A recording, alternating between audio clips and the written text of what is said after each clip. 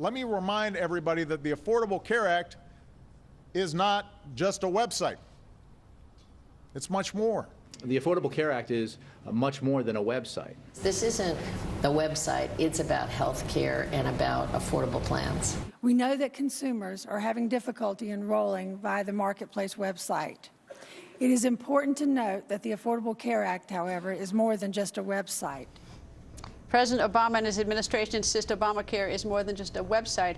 And now, do some Republican lawmakers agree? Senator John Thune joins us. Nice to see you, sir. Nice to see you, Greta. Boy, I tell you, when they get a phrase going, any administration, they really work it.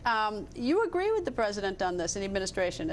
Unfortunately for the American people, they're right. It is more than just a website. It's a lot of very harmful impacts of this law, and more that's coming to the surface now. We're seeing more and more evidence.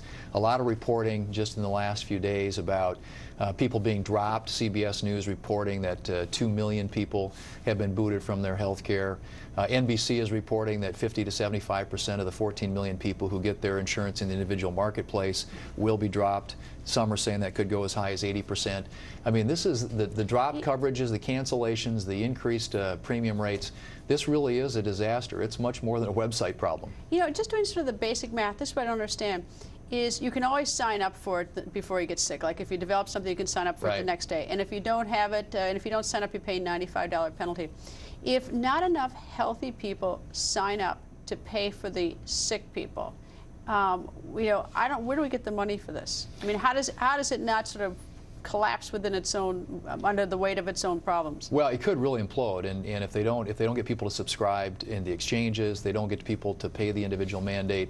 It's all built on this foundation. Why would you, if you're young right now and invincible, and you know that if you get sick, God forbid, if you get sick, you go out and buy it the next day. There's no penalty. There's no pre-existing illness penalty. Right. Well, so why would you buy it? Well, you wouldn't. I mean, if you're a young person today and you look at what these rates are and you say, okay, $1,200 for insurance, $95 penalty. If you get caught for the penalty, and not even we have something like a 12 or 14% unemployment rate for 18 to 26. Where are they even getting the $95? Well, and they may not come up with that, but more importantly, as you pointed out, what they simply have to do is when they get sick, they just go in and get it. I mean, there's no real incentive or discipline in this process that will ensure that money's going to come in the door if these people are going to come into the system.